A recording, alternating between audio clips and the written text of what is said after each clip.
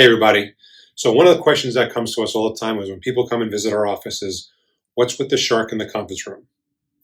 Anyway, wow, I don't know, about 10 years ago, 15 years ago, I forget when it was, we went to a trade show down in Florida, and it was a complete bust. I mean, there was probably about 20 booths of us, and we literally had 3 or 4 people, attendees, walking the floor.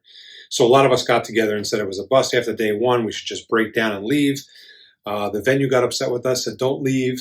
Stay with us. If you don't stay with us, you can't come back." And again, at the end of the day, it was a bust, so it didn't make sense for us to hang around and do that. So we figured, let's go do something fun. We like to go do something fun and turn a bad trip into something fun. So we decided, let's go fishing. So we went fishing, and we got out into the water. And right as we got at the right spot to go fishing, one of our employees got sick and started puking over the side of the boat.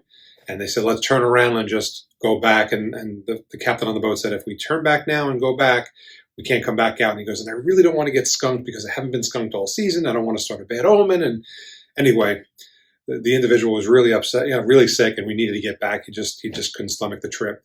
So he said, we're just going to troll a line back and maybe we'll catch something. He's just, I really don't want to get skunked on a trip. And all of a sudden the line goes under and we snag it and we start reeling in to try to figure out what it is. And turned out to be a shark, and Hammerhead Shark. And he turns around and says to us, well, look, we're only running on 40-pound tests. We weren't expecting this.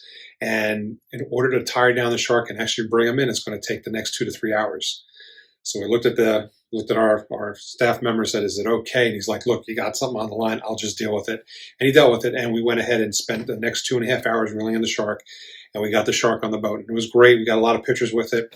So one of our guys turned around and said, why don't we, the captain of the boat says, do you want to mount it? And I'm thinking, wow, this should be great. Mount it in the office, put up in the office. And I'm like, yeah, let's get it done. Turns out one of my actually my brother-in-law was on the boat with us, who loves to fish. And he leans over and says, Rich, that's going to cost about $5,000 to mount. And I'm like, no, throw it back. I don't want to spend $5,000 on this. And the guy's like, no, it's only going to cost about $900. We get the whole thing done for $900. So we said, sure, let's get it done. So sure enough, we go ahead and get it done. Then the next thing is like, okay, are you going to pick it up? And I'm like, well, we're up in Delaware. You're down in Florida. How am I going to pick it up? Well, we can ship it to you, but we have to box it up. That's going to cost $900 to $1,200. Then we got to ship it to you. That's another $900 to $1,200. By the time everything was said and done, it cost us about $4,000.